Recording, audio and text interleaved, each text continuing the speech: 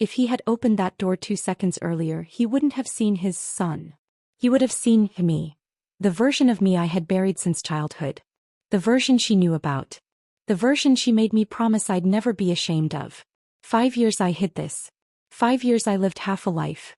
And the night I finally chose courage over fear, everything changed.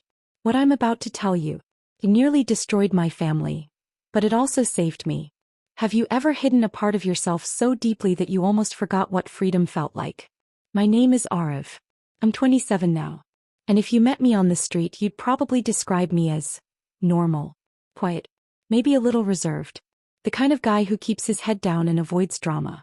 But what you wouldn't see is the little boy who used to wait until everyone left the house, just to sneak into his sister's room. I was 8 the first time I draped one of her dupattas around my shoulders. I didn't even know the word crossdressing back then. I just knew that when the soft fabric touched my skin, something inside me felt calm. Complete. Like I could breathe properly for the first time all day.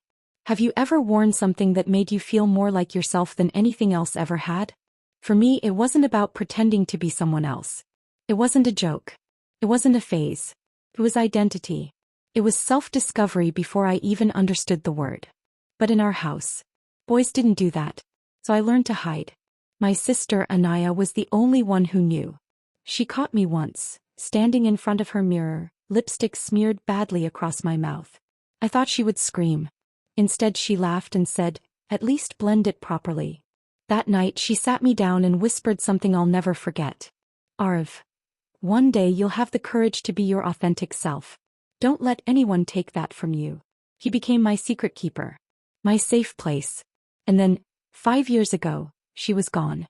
A car accident. Just like that. Before she left for that trip, she hugged me and said, "Promise me something. One day, stop hiding." I promised. But after she died, I locked that promise away with everything else. Until the night I opened her wardrobe again. Drop a comment if you've ever made a promise you were too scared to keep. It was her birthday. 5 years since the accident. The house was quiet that evening. Mom had gone to temple. Dad was working late. I was alone, sitting on my bed, staring at the wall we never repainted because she liked that color. And I kept hearing her voice in my head. "Promise me. One day, stop hiding." I tried to ignore it. I really did. Part of me said it's been 5 years. Move on. Be normal. Don't complicate your life. But another part of me, the part one had suffocated, whispered, "How long are you going to live half alive?" Have you ever felt that internal war? Like two versions of you fighting for control? My hands were shaking when I walked toward her room. I hadn't opened her wardrobe since the funeral. The air still smelled faintly like her perfume, jasmine and something soft. I touched the handle and pulled my hand back. What if Dad finds out? What if Mom sees? What if I look ridiculous? What if I can't handle how it feels? But then another thought hit me. What if this is the only way I'll ever feel free again? That was the moment. Not dramatic. Not loud. Just a quiet decision inside my chest. I opened the wardrobe. Rows of neatly folded clothes. Bright colors. Silks. Cottons. And there it was. The red sari she bought for a wedding she never got to attend. I held it against myself. My heart was racing so fast I could hear it in my ears. This wasn't just cross-dressing anymore. This was stepping into a promise. Into identity. Into courage. And I remember whispering out loud, "Anaya, I'm ready." Little did I know. I had no idea what I was getting myself into. Have you ever made a decision that felt small in the moment, but changed everything? I locked my bedroom door. Not just closed it. Locked it. Checked it twice. My hands were trembling as I spread the red sari across my bed. The fabric shimmered under the yellow light. It felt heavier than I remembered, almost like it carried memory inside it. I stood there in my jeans and t-shirt thinking, what am I doing? Then I took a deep breath and changed. First I removed my shirt. My chest felt exposed, vulnerable. I wrapped the blouse around me awkwardly. It didn't fit perfectly, obviously. I fumbled with the hooks for what felt like forever. At one point I dropped the sari completely and just sat on the floor laughing nervously. If you've ever tried draping a sari for the first time without help, you know it's a struggle. I watched 2 old YouTube tutorials with the volume barely audible. I kept thinking Anaya would have teased me so much right now. Not like that, idiot, I could almost hear her say. It took me 3 attempts to drape it properly.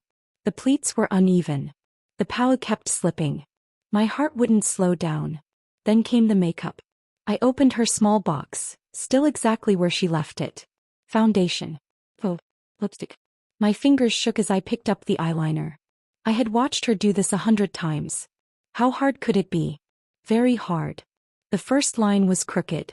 I blinked and smudged it. I panicked, wiped it off and made it worse. I looked ridiculous. And for a second, shame hit me. That old voice returned. See? This isn't you. Stop before someone finds out. But then something shifted. Instead of quitting, I slowed down. I wiped my face gently. Took a breath. Tried again. Softer hand. Steadier movement. When the kajal finally lined my eyes properly, I froze. My eyes looked different. Softer. Expressive. Honest. And when I applied the lipstick, carefully this time, I felt something rising in my chest. Excitement. Not the thrill of doing something forbidden. Not rebellion. Freedom. Have you ever done something small that made you feel powerful in a quiet way? Then something happened that changed everything. As I stood there adjusting the bangles on my wrist, I heard the front gate open. Dad was home early. And my bedroom door suddenly didn't feel strong enough. Let me know in the comments, what would you have done in that moment?